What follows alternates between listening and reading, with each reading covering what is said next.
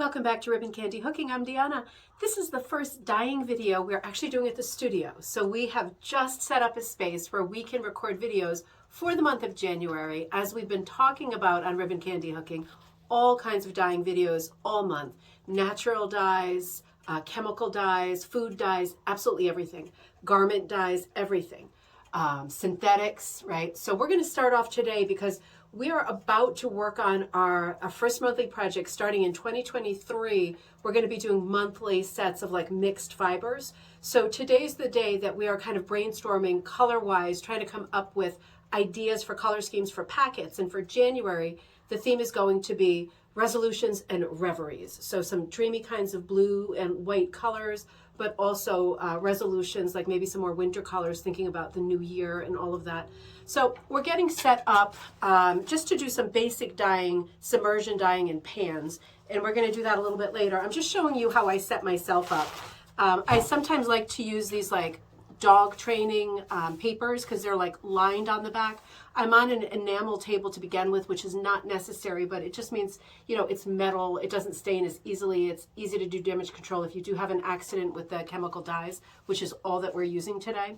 So I've got my mat down and I've got my measuring scoops ready. This is also something that you can give or take. These are very expensive as sets. These specifically dye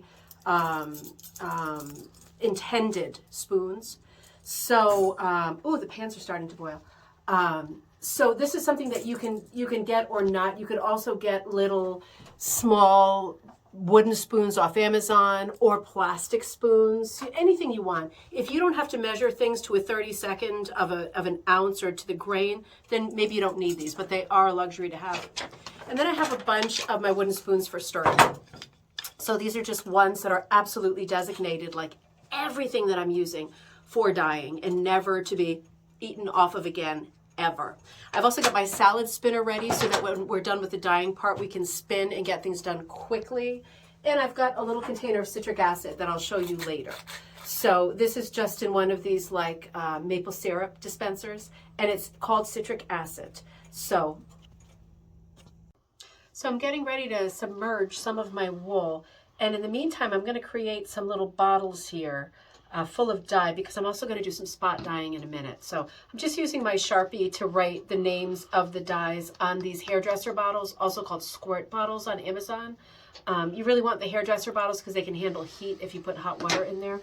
So what I'm going to do first, I think I'm going to, this one I just marked with pecan brown. I'm using today all Dharma trading dyes. Sometimes I use the Procam, sometimes I use Cushing, but today I feel like using the Dharma, and I've got a good color family out. So I'm just using my scoop to scoop a little of the pecan brown, probably put a little extra in there. And I want to get these guys going so they're all set while I do my submersion dye. So to do this, I'm just going to grab my Pyrex thing here and just scoop a little bit of water out, because I only need a little bit to make these bottles. Now, if you've got the wrong kind of hairdresser bottle to do this, to set up for some spot dyeing, you're going to know it's the wrong kind of bottle because it's going to implode in your hand and it's going to hurt. So make sure that you test it. Particularly, this is like pretty warm water here. It's boiling actually. So I'm taking it easy just to be sure, because normally I would mix it with a little bit of cool water, but I think this is going to be the right amount, and that's all fine. So I'm going to set those bottles up like that. And in the meantime, I'm thinking about what colors I want here. I certainly want my deep space, which is one of my favorite colors, but I mostly like it when it's super, super, super light. So I'm just going to put a little bit, this is going to be like a 1/32 in here. You're really not supposed to touch the metal to the water, but I am very much in the habit of doing that. So it's very hard to stop. So I'm just going to stir this a little to get the color even.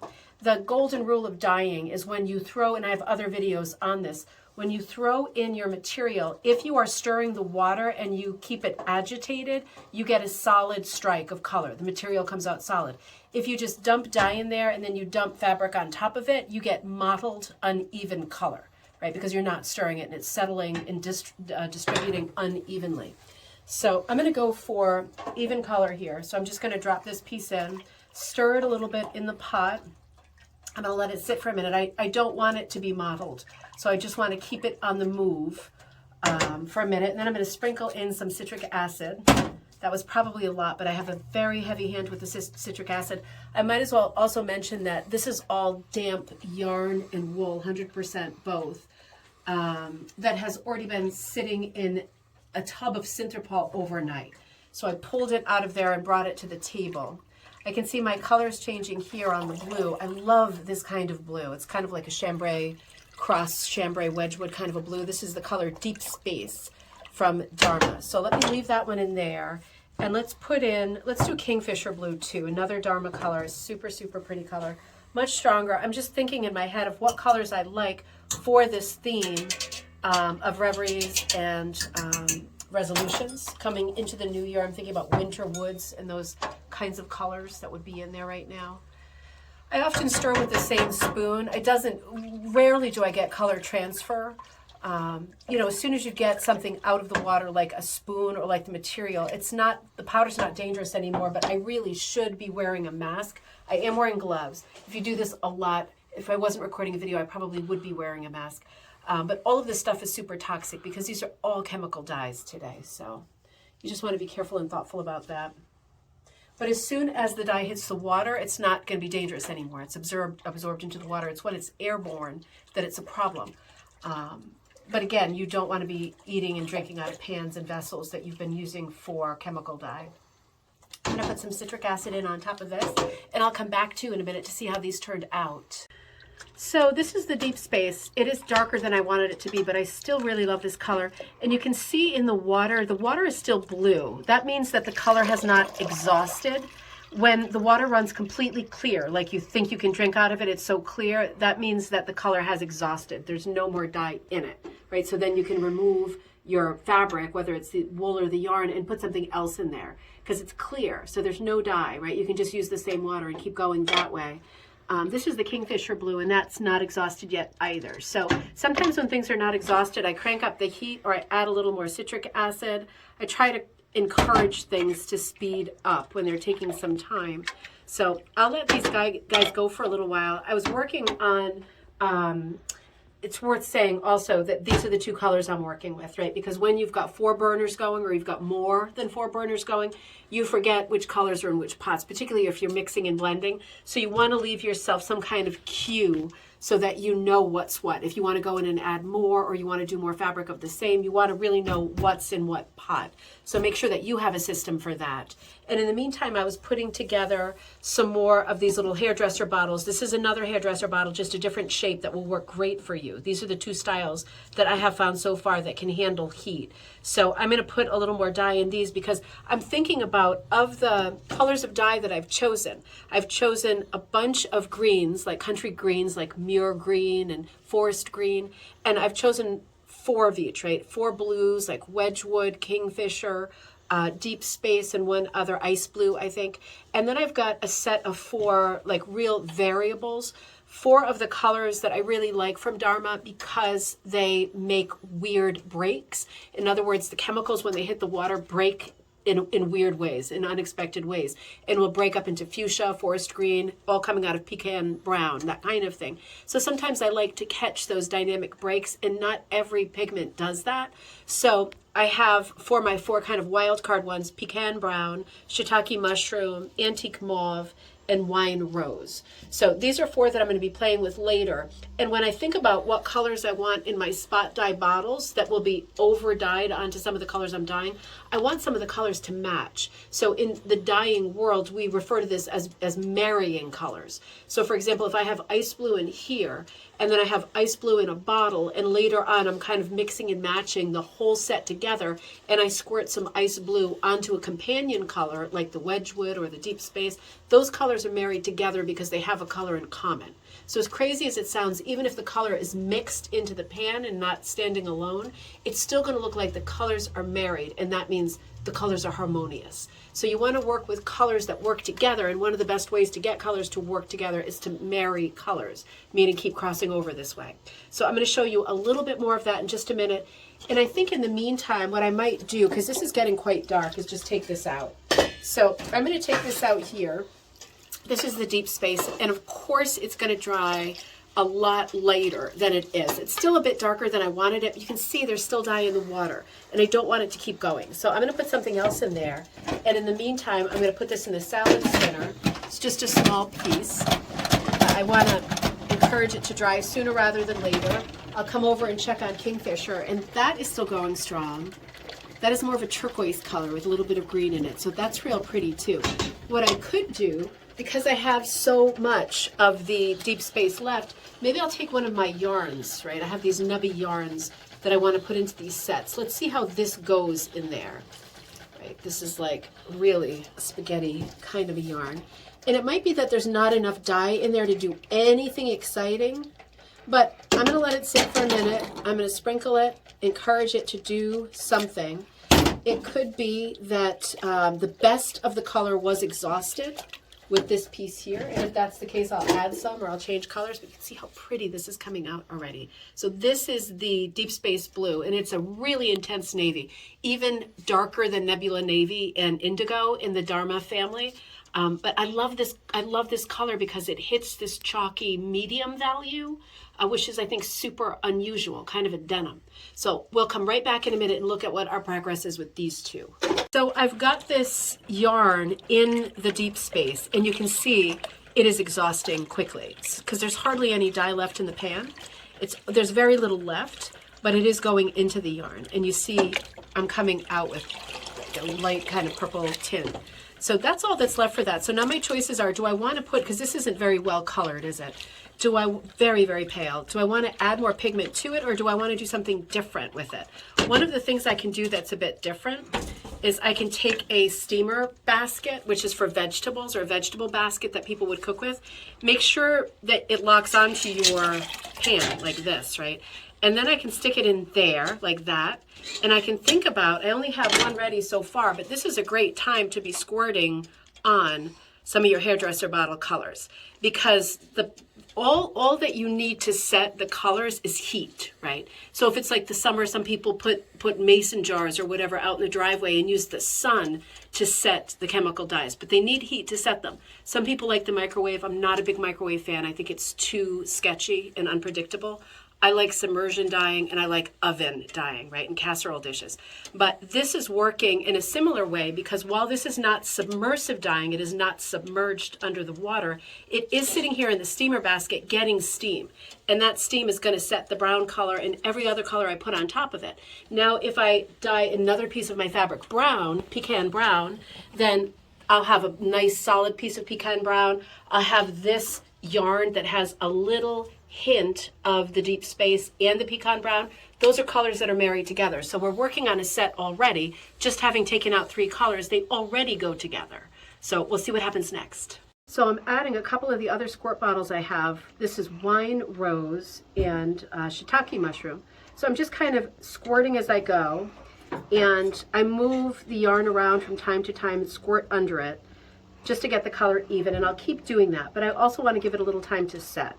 Now, it goes without being said that while I squirt into it, my water in the pan underneath is changing color because some of it is seeping through. So you want to be conscious of that too, but that's another great way to marry color when you're using these steamer baskets and the colors that you're already using are going down under there. If I end up with a very colorful pot of water, I might want to throw one of the pieces of wool in there because it will definitely be married to the other colors, since the other colors are in this pot already. Small amounts, but they will all match each other, which will be exciting. So we'll come back to that in a second. I'm happy with this Kingfisher at this point. I feel like the water's exhausted enough, right? There is like tiny cast of turquoise in there, but I'm not going to overthink it because I'm putting another blue in there. I'm putting ice blue in there. If I was just making it the next thing like vanilla, I would be second guessing that. So this one is coming out nice, the deep space. Here's the Kingfisher. I'm going to drop in some ice blue because I think this is going to be a good color choice to go with those small amounts, right? Really small amounts. This is a really pale blue to begin with. It's one of the new colors. I really like this one. You can see if you look in the pan, there's a lot of fuchsia kicking around. So I always want to be careful with that because when I see that much fuchsia, that means that the color is breaking. So like the chemical, the powder dye is breaking. and it's breaking into the many colors that it is. And until you stir it, you don't have that one color of ice blue. If I were to throw some wool or some yarn on top of it, it would catch those flecks of fuchsia, right? And then you would have a super high speckled piece, which you see at yarn stores for lots of money. That's how they get those really speckled, kind of like pixelated looking skeins, because they drop the material in before the color is completely resolved. So it's still broken into lots of other colors. That's real pale, super pretty. Let's put some in there and see what we get. We're expecting this one to be pale because we have two bright colors. So I'm hoping this will be pale. And I'm going to sprinkle this with the citric acid like everything. I sprinkle this with citric acid as I turn it around just to help it set. That's what the citric acid does. The citric acid is not salt. You cannot use salt as a substitute. You have to get the citric acid. And it comes in like many pound bags, but it's not, even the largest one is like 30 for like many years supply. But it really helps to set the color. And this is going to exhaust immediately because it's such a light color. And I'll just be deciding, is that the way I want it? And I think I do want it that way. It's nice and icy. So I'm going to pull this one out. I'm going to put in one green, and then I'm going to wrap up. So I'm going to choose, my favorite new green is Muir green. So let's put a tiny bit of that in, and I'm not a great measurer at all. I'm really good at recreating when I need to. Take a look at that color breaking. That's a crazy amount of color in Muir green. And this is like, I think this is like the John Muir, right? Who discovered, like, not discovered, but documented Yosemite Park, something like that. It's that Muir. You know what? I'm going to throw a piece in while it's a mess like that. And let's see what it looks like when we don't dye it.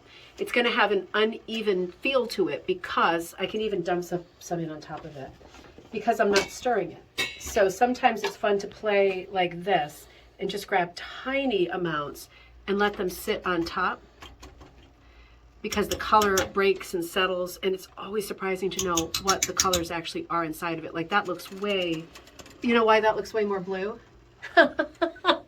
Because I put in ice blue. Well, that's okay. Those colors are married. Let's take out the Muir green, which is what I meant to do.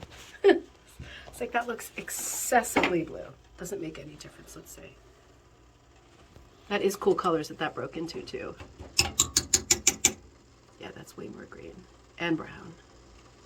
So this is going to be a to be continued because that's got a couple of things going on in there. I think it's probably okay at this point to take this one out. I keep fooling with it and I can see that the color is not leaving it. Maybe it's better to just pull it out by, I have it zip tied with these plastic zip ties. Good way to know whether your color is okay, and it's going to be hot, so be careful, is when I wring it out, is it running clear? And it is running clear. So I feel good about that. It's got enough heat. Do I like the colors that it is so far? Yeah, I might decide later that I want to add more colors, but there's like a brown and two roses in here, and it has a slightly light blue base. So I think I'll take that out. This is Kingfisher here. Super cute. This is ice blue going into the pot. And this is what we're going to do for the next few minutes while I figure out what we want the set to be for January. It's just this kind of experimentation, practicing with squirt dyes, spot dyes, meaning you're applying color onto a solid color or a pre-dyed color, like this light blue. Let's see what the Muir green is doing before we close. Oh, that's such a cool color. But I haven't been stirring it, and you can see it's very hot, but you can see that the color will settle unevenly, and the flecks are coming out that way. If you want that, right? You don't have to have that, and how do you prevent that? By stirring it. But when you don't stir it and you let it just catch the colors, it looks very, very mottled and uneven, which is really good for primitive rug hooking if you like that style of hooking. Having a color that is like one color but lots of shades within it, right? So that's always handy. So we'll leave those. I'm going to keep going for the next hour or so just to make sure that we have lots of colors to choose from. And you can see we are working within the color family of the blues, the greens, and then a little bit of the roses, like the wine rose, the shiitake, the antique mauve. And we'll see if we like what we come up with. And you will see it soon in the Ribbon Candy Hooking store. So I will see you next time at Ribbon Candy Hooking.